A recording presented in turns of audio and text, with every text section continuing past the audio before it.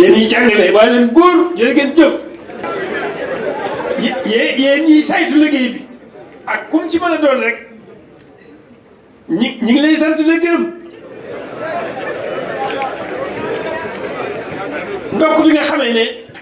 xam ngeen li ngeen am muy liggéey Sëriñ Tuubaa rek la. kaddu yi di fësal rek mbégte gi nga xam ne xalifa général des mourides am na ko ci doxalinu njàng mekk njàngale mi ca complexe Cheikh Ahmadul Khadim bu Touba Serigne Mountakha Mbacké amal jéegoy nemmeeku bésub juróom-benni fan ci weerub safar ca bërëbu jàngukaay boobu ci jamono yu am solo njiital CCAK bi ginnaaw nag bi mu dalalee Cheikh Mouhamadul Mountakha Mbacké rafetlu na it gis-gis bi mu am jëm ci wàllum njàng ak wàllum tàggat ci ndaw ñi. nga ñëw ci sa barabu bopp bii nga xam ne buñ jiitalee bay di wane ne Touba gépp daara la ndax moom la borom bi moom la sëriñ bi sàkku ñaan ba borom bi defal ko mën nañu wax ne fii nag mooy taal jàngu bi mooy taalu daara ji nga ñëw fi tey fekk fi sa njaboot waaye nga def fi liggéey boo xam ne adduna du dañ di ko yéem adduna du dañ di ko naw adduna du dañ di ko kañ.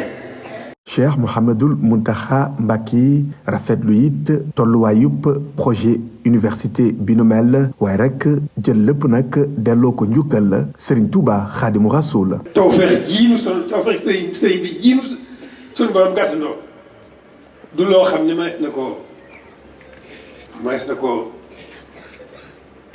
leeral ndax lu doy waar la biñ ko xalaatee. ak biñ ko tàmbalee ak fii mu toll nii loolu sëriñ bi rek moo ne ci suñu kanam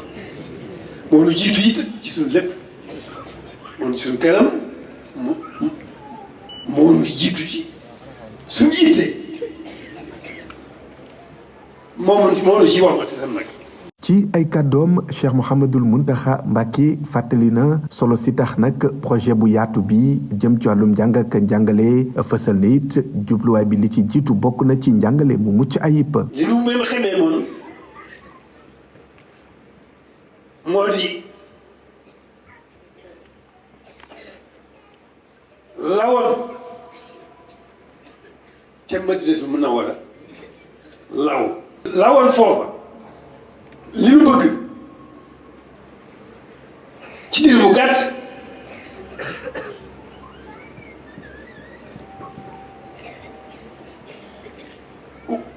ku bëgg fàttaliku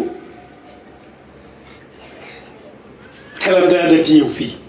bërëbu jàngukaay bi bawoo ci gis-gis bu yaatu bu xalifa général des mourides Cheikh Mouhamadul Mountakha Mbacké dafay rek gën a joxaat solo njàngum diine ci dëkk bu sell bi la di Touba lépp nag ci programme yi nga xam ne ñu ngi ko fay jàngale xamale nañu ko ak Cheikh Mouhamadul Mountakha Mbacké.